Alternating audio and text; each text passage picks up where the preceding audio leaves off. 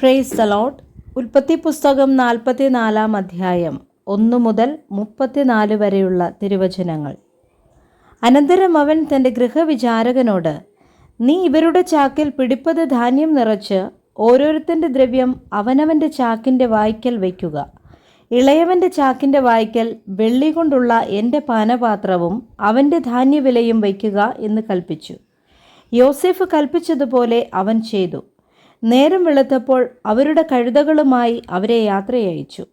അവർ പട്ടണത്തിൽ നിന്ന് പുറപ്പെട്ട് ദൂരത്താകും മുമ്പേ യോസേഫ് തൻ്റെ ഗൃഹവിചാരകനോട്, എഴുന്നേറ്റ് ആ പുരുഷന്മാരുടെ പിന്നാലെ ഓടിച്ചെല്ലുക. ഒപ്പം എത്തുമ്പോൾ അവരോട്, നിങ്ങൾ നന്മയ്ക്ക് പകരം തിന്മ ചെയ്തതെന്ത്? അതിലല്ലയോ എൻ്റെ യജമാനൻ കുടിക്കുന്നത്? അതിനാലല്ലയോ ലക്ഷണം നോക്കുന്നത്? നിങ്ങൾ ഈ ചെയ്തത് ഒട്ടും നന്നല്ല എന്ന് പറക എന്ന് കൽപ്പിച്ചു. അവൻ അവരുടെ അടുക്കലെത്തിയപ്പോൾ ഈ വാക്കുകൾ അവരോട് പറഞ്ഞു. അവർ അവനോട് പറഞ്ഞത്, യജമാനൻ ഇങ്ങനെ പറയുന്നതെന്ത്? ഈ വക കാര്യം അടിയങ്ങൾ ഒരു നാളും ചെയ്യുകയില്ല. ഞങ്ങളുടെ ചാക്കിൻ്റെ വായ്ക്കൽ കണ്ട ദ്രവ്യം ഞങ്ങൾ കനാൻ ദേശത്തു നിന്ന് നിന്റെ അടുക്കൽ വീണ്ടും കൊണ്ടുവന്നുവല്ലോ. പിന്നെ ഞങ്ങൾ നിന്റെ യജമാനൻ്റെ വീട്ടിൽ നിന്ന് വെള്ളിയും പൊന്നും മോഷ്ടിക്കുമോ? അടിയങ്ങളിൽ ആരുടെ പക്കലെങ്കിലും അത് കണ്ടാൽ അടിയൻ്റെ നേരെ കോപം ജ്വലിക്കരുതേ. യജമാനൻ ഫറവോനെ പോലെ അല്ലോ. നിങ്ങൾക്ക് അപ്പനോ സഹോദരനോ ഉണ്ടോ എന്ന് യജമാനൻ അടിയങ്ങളോട് ചോദിച്ചു. അതിന് ഞങ്ങൾ യജമാനനോട്, ഞങ്ങൾക്ക് വൃദ്ധയായ ഒരു അപ്പനും അവന് വാർദ്ധക്യത്തിൽ ജനിച്ച ഒരു മകനുമുണ്ട്.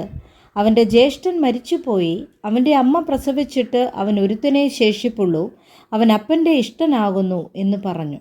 അപ്പോൾ യജമാനൻ അടിയങ്ങളോട്, എനിക്ക് കാണേണ്ടതിന് അവനെ എൻ്റെ അടുക്കൽ കൂട്ടിക്കൊണ്ടുവരുവിൻ എന്ന് കൽപ്പിച്ചുവല്ലോ.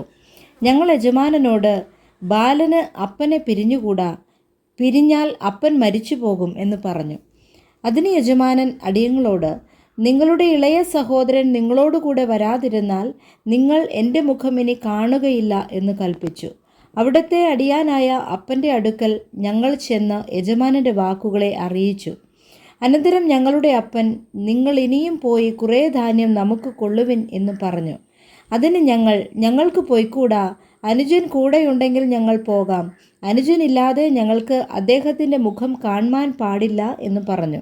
അപ്പോൾ അവിടുത്തെ അടിയാനായ അപ്പൻ ഞങ്ങളോട് പറഞ്ഞത്, എൻ്റെ ഭാര്യ എനിക്ക് 2 പുത്രന്മാരെ പ്രസവിച്ചു എന്ന് നിങ്ങൾക്കറിയാമല്ലോ. അവരിൽ ഒരുത്തൻ എൻ്റെ അടുക്കൽ നിന്ന് പോയി, അവനെ പറിച്ചു കീറിപ്പോയി നിശ്ചയം എന്ന് ഞാൻ ഉറച്ചു. അവൻ മരിക്കട്ടെ, ഞങ്ങളും യജമാനന് അടിമകളായിക്കൊള്ളാം. അതിന് അവൻ, നിങ്ങൾ പറഞ്ഞതുപോലെ ആകട്ടെ. അത് ആരുടെ പക്കൽ കാണുന്നുവോ അവൻ എനിക്ക് അടിമയാകും.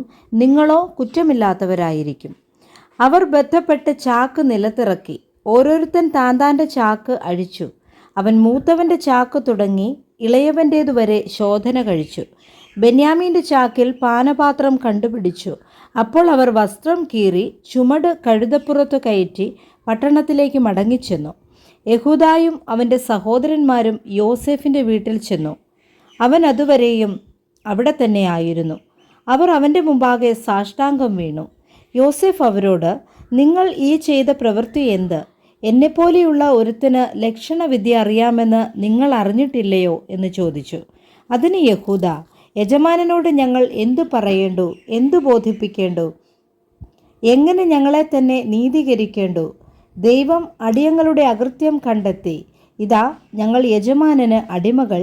ഞങ്ങളും ആരുടെ കയ്യിൽ പാനപാത്രം കണ്ടുവോ അവനും തന്നെ എന്ന് പറഞ്ഞു. അതിന് അവൻ, അങ്ങനെ ഞാൻ ഒരു നാളും ചെയ്യുകയില്ല.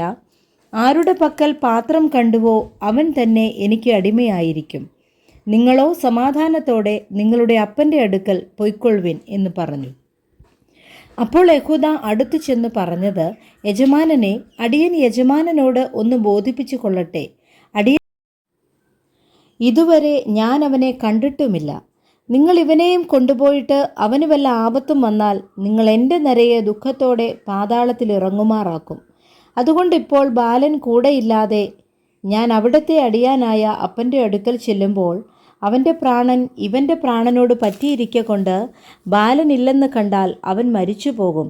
അങ്ങനെ അടിയങ്ങൾ അവിടുത്തെ അടിയാനായ അപ്പൻ്റെ നരയെ ദുഃഖത്തോടെ പാതാളത്തിൽ ഇറങ്ങുമാറാക്കും. അടിയൻ അപ്പനോട്, അവനെ നിന്റെ അടുക്കൽ കൊണ്ടുവരാതിരുന്നാൽ ഞാൻ എന്നും അപ്പന് കുറ്റക്കാരനായി കൊള്ളാമെന്ന് പറഞ്ഞു. അപ്പനോട് ബാലന് വേണ്ടി ഉത്തരവാദിയായിരിക്കുന്നു. ആകയാൽ ബാലനു പകരം അടിയൻ യജമാനന് അടിമയായിരിക്കാനും ബാലൻ സഹോദരന്മാരോട് കൂടെ പൊയ്ക്കൊള്ളുവാനും അനുവദിക്കണമേ.